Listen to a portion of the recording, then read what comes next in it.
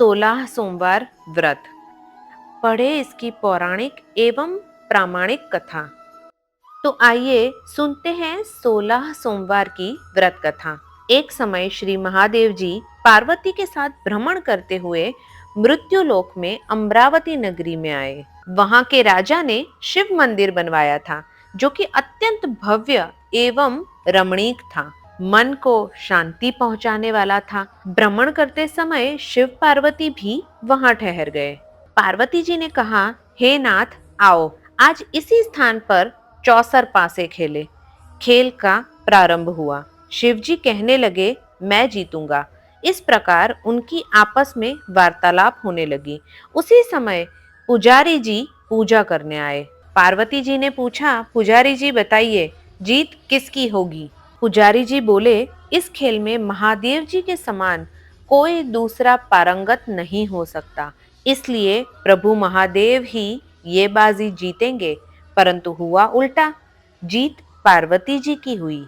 अतः पार्वती जी ने पुजारी को कोढ़ी होने का श्राप दे दिया कि तूने मिथ्या भाषण किया है। अब हुआ ये, पुजारी कोढ़ी हो गया। शिव पार्वती जी दोनों वापस चले गए। कुछ समय के पश्चात अप्सराएं पूजा करने आई। अप्सराओं ने पुजारी को उसके कोढ़ी होने का कारण पूछा, तो पुजारी ने सब बातें बता दी। अप्सराएं कहने लगी, पुजारी जी आप 16 सोमवार का व्रत करें तो शिव जी प्रसन्न होकर आपका संकट दूर करेंगे। पुजारी जी ने अप्सराओं से व्रत करने की विधि पूछी। अप्सराओं ने व्रत करने और व्रत के उद्यापन करने की संपूर्ण विधि बता दी। पुजारी ने विधि पूर्वक श्रद्धा भाव से व्रत का प्रारंभ किया और अंत में व्रत का उद्यापन भी किया। व्रत के प्रभाव से पुजारी जी रोग मुक्त हो गए।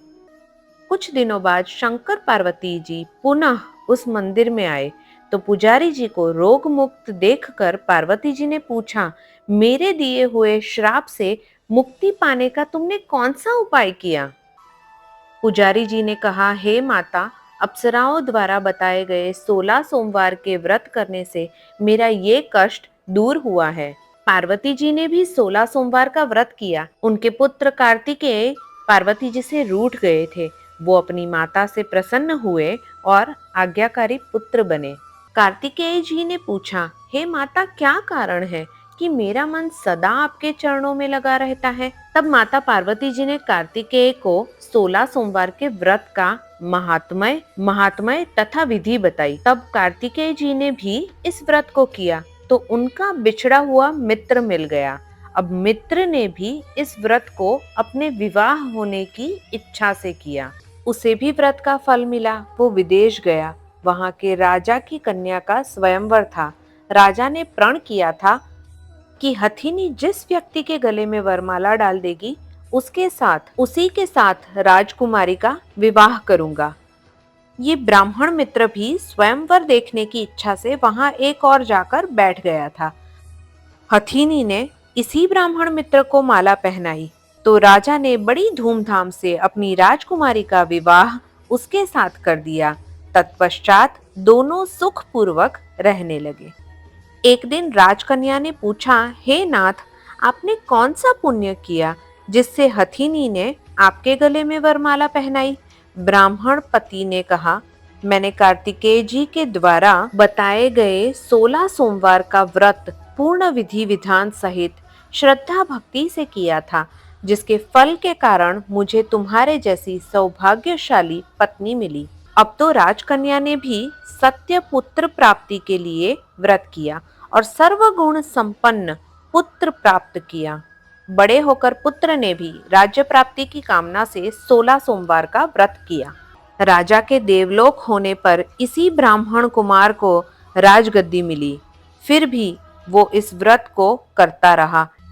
एक दिन उसने अपनी पत्नी से पूजा सामग्री शिवालय से ले चलने को कहा, परंतु उसने पूजा सामग्री अपनी दासियों द्वारा भिजवा दी। जब राजा ने पूजा समाप्त की तो आकाशवाणी हुई कि हे राजा, तुम इस पत्नी को त्याग दो, नहीं तो राजपाट से हाथ धोना पड़ेगा। प्रभु की आज्ञा मानकर उसने अपनी पत्नी को महल से निकाल दिया। तब वो अपने भाग्य को कोसती हुई एक बुढ़िया के पास पहुंच गई और अपना दुखड़ा सुनाया और बुढ़िया को बताया, मैं पूजन सामग्री राजा के कहे अनुसार शिवालय में नहीं ले गई और राजा ने मुझे निकाल दिया। तब बुढ़िया ने कहा, तुझे मेरा काम करना पड़ेगा। उसने स्वीकार कर लिया। तब बुढ़िया ने सूत की गठरी उसके सिर पर रखी और बाजार भेज दिया। रास्ते में आंधी आई तो सिर पर रखी हुई गठरी उड़ गई। बुढ़िया ने डांट कर उसे भगा दिया। अब रानी बुढ़िया के यहाँ से चलते चलते एक आश्रम में पहुंची। गुसाई जी उसे देखते ही समझ गए कि ये उच्च घराने की अबला विपत्ति की मारी है। वो उसे धैर्य बांधते हुए बोले, बेटी तू मेरे आश्रम में रह जा, किसी प्रकार की चिंता मत कर। रानी आश्रम में रहने लगी, परंतु जिस वस्तु को वो हाथ लगाती थी वो वस्तु खराब हो जाती थी। ये देखकर गुसाई जी ने पूछा, बेटी किस देव के अपराध से ऐसा होता है? रानी ने बताया, मैंने अपने पति की आज्ञा का उल्लंघन किया और शिवालय में पूजन के लिए नहीं गई। इससे मुझे घोर कष्ट उठाने पड़ रहे हैं। गुसाई जी ने शिवजी को उसके कुशल क्षेम के लिए प्रार्थना की और कहा, बेटी तुम 16 सोमवार का व्रत विधि के अनुसार करो। तब रानी ने विधि पूर्वक व्रत पूर्ण किया। व्रत के प्रभाव से राजा को रानी की याद आई और दूतों को उसकी खोज में भेजा। आश्रम में रानी को देख के दूतों ने राजा को बताया। तब राजा ने वहां जाकर गुसाई जी से कहा, महाराज ये मेरी पत्नी है, मैंने इसका परित्याग कर दिया था, कृपया इसे मेरे साथ जाने की आज्ञा दे। शिवजी की कृपा से प्रतिवर्ष 16 सोमवार का व्रत करते हुए वे आनंद से रहने लगे और अंत में शिवलोक को प्राप्त हुए। इस कथा को सुनने के बाद अगर हो सके तो शिवजी की आरती जय शिव ओमकारा गाए। बोलो बम बम भोले, जय भोलेनाथ। ओम नमः शिवाय।